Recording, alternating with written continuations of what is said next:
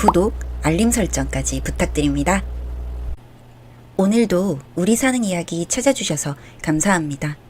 사연자분이 보내주신 이야기 시작해볼게요. 안녕하세요.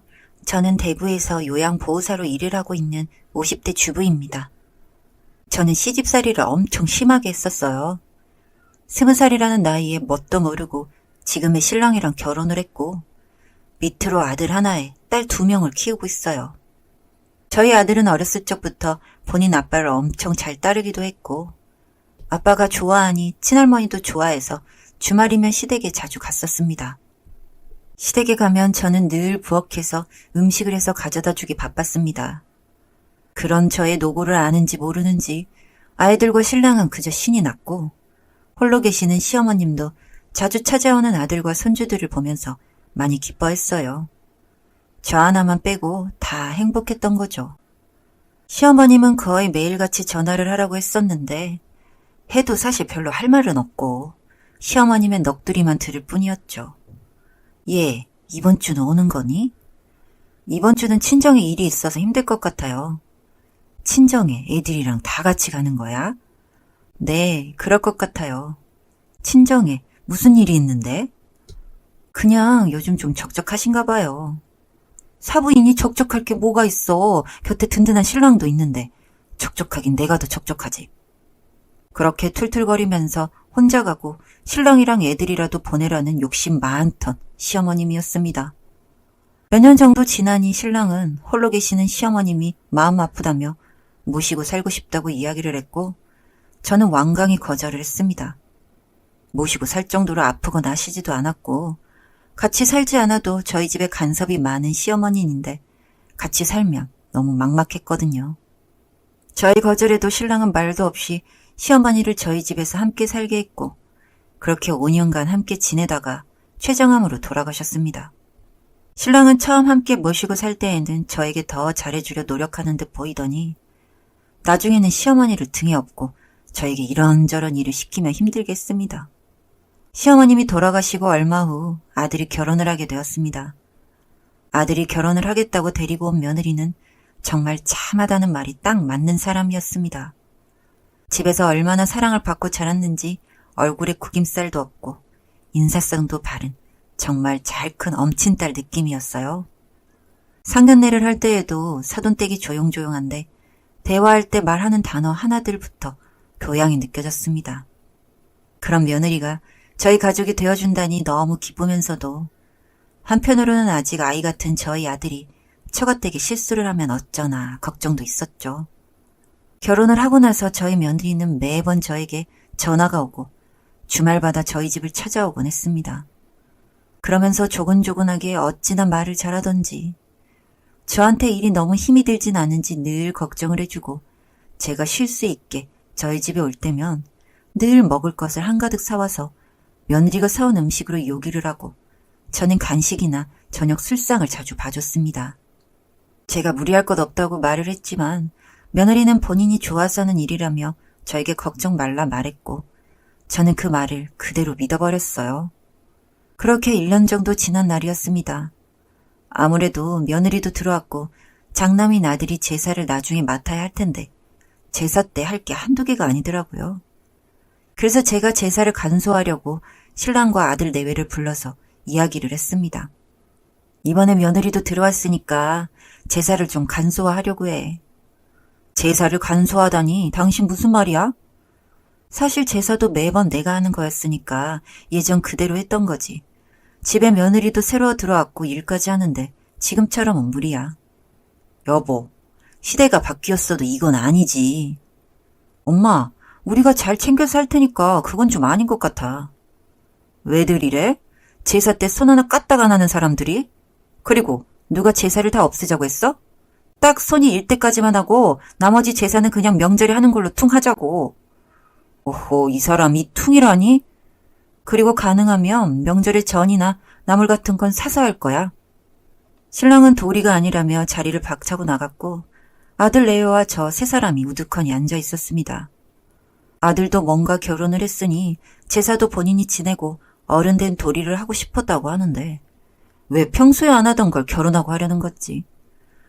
며느리는 옆에서 그저 멀뚱히 앉아 있었고 저는 그런 며느리를 보고 아차 싶었습니다. 굳이 며느리가 듣는 앞에서 얘기하지 않아도 되는 말인 것 같았거든요.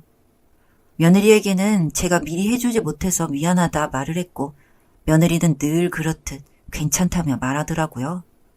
신랑은 그 이후 첫 제사 때 본인이 도리를 다하겠다며 제사 준비를 하는 듯 하더니 결국 아들 내외에게 연락을 했고 제가 사우나에 가서 신나게 시간을 때우다가 집으로 들어갔는데 며느리 혼자 전을 부치고 있고 두 남자는 거실에서 콩나물 바구니를 앞에 두고 TV를 멀뚱히 보고 있었습니다. 그 더운 여름날에 땀을 뻘뻘 흘리며 전을 굽고 있는 며느리를 보고 있자니 제가 그동안 했던 시집살이가 생각이 나면서 누군가 시키지 않아도 당하는 사람의 입장에서는 시집살이일 수 있겠구나 하는 생각이 들었고 저는 신랑과 아들을 뜯어 고쳐야지 우리 며느리 그리고 나아가서는 아직 결혼을 하지 않은 두 딸들이 시댁에서 당하는 시집살이가 당연시 느껴지지 않도록 할 수 있을 것 같았어요. 저는 목욕 바구니를 현관에 내려두고 그대로 두 남자 앞에 섰고 정리되지 않은 콩나물이 담긴 바구니를 두 사람의 머리 위로 우수수 부어버렸습니다. 이게 지금 무슨 짓이야? 제사 당신 혼자 다 할 거라며 애들은 왜 불렀어? 자식들이 제사 돕는 건 당연하지 왜 난리야? 진짜 하다하다. 내가 이런 꼬라지 보기 싫어서 우리 집 딸들한테도 제사 음식 안 만들게 하는데 부를 거면 딸들을 불렀어야지 며느리를 왜 불러 이 미친 인간아? 뭐?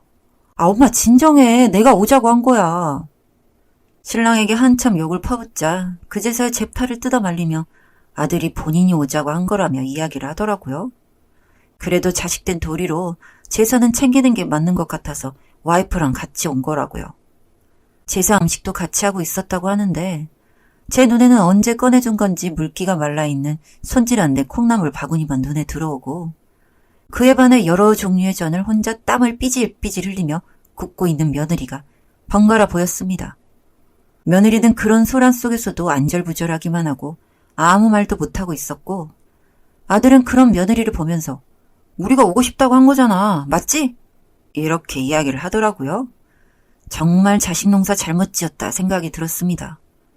설한 끝에 아들 내외는 보냈고 신랑과 둘이서 이야기를 하는데 신랑이 저더러 유난 떨지 말라고 하더라고요. 그냥 제가 했던 만큼 돌려받으면 되는 건데 왜 그걸 못해서 신세대인 양 애들을 위의하는 척 하냐고요. 이렇게 애들한테 일을 시켜버릇으라고 자주 찾아오라고 해야 나중에 노후에도 애들이 우리를 걷어서 사는 거라고 하는데 그 말을 듣는 순간 스스로 살지 못하면 혼자 실버타운이나 가야지 이게 무슨 잘 사는 애들 발목 잡는 소리인가 싶었어요. 그리고 며칠 뒤 저는 아들 내외를 불러들였고 신랑이 듣는 앞에서 이야기를 했습니다. 내가 결혼한 20년이 넘는 시간 동안 한 달에 몇 번씩 시댁에 가족들과 갔었고 시어머니와 가족들 음식을 혼자 요리하고 뒷정리하고 날이 좋으면 시어머니를 모시고 꽃구경을 다니고 했더니 몇 년 지나니 내 곁에는 친구도 없고 신랑도 없더라고요. 신랑은 없고 그 시어머니의 아들과 제 아이들만 있을 뿐이었거든요. 이 이야기를 하니 신랑은 듣기 싫은지 자리를 박차고 나가버렸고 아들은 어쩐지 복잡한 표정이었습니다. 저는 며느리의 손을 꼭 잡고 말했어요. 민석이 와이프로 살고 나중에 생길 아이들 엄마로 사는 걸로 충분하니 애쓰지 않아도 된다고요. 살다가 둘 문제로 싸워야지 시댁이나 처갓댁 문제로 싸우면 서로 감정만 상하고 그러면 골이 깊어지기 마련이라고 했습니다. 아마도 저는 며느리가 아니라 그 시절에 저에게 하는 말이었는지도 몰라요. 나중에야 아들은 저에게 찾아와 그동안 엄마가 힘들었던 걸 몰라보고 와이프도 힘들게 하려 해서 미안하다며 사과를 했습니다. 이후 신랑이 저나 며느리에게 일을 시킬 때마다 아들이 먼저 움직이고 주방으로 갔고 그런 모습을 보며 저희 신랑은 탐탁치 않아 하며 며느리에게 훈계를 하기도 했습니다. 물론 제가 그럴 때면 며느리 손을 잡고 자리를 획 나가버려서 끝까지 말을 한 적은 없지만요. 이런 저의 모습을 보고 딸들도 아들도 다 제 편을 들어주고 이러한 여론 때문인지 요즘은 신랑도 제법 집안일을 돕고 있습니다. 30년 넘게 멋대로 살아온 게 잘 고쳐지지는 않겠지만 저희 집에 며느리가 들어오면서 신랑도 가족들도 다 변해가고 있으니 정말 다행이다 싶어요. 제가 목소리를 내므로 인해서 이렇게 바뀔 줄 알았다면 진작 더 강하게 밀어붙이고 말을 할 걸 그랬어요. 이제와 후회하면 뭘 하겠습니까? 앞으로의 저희 가족을 위해 또 열심히 살아봐야겠습니다. 사연은 여기까지였고요. 우리 사는 이야기 시청해주셔서 감사합니다.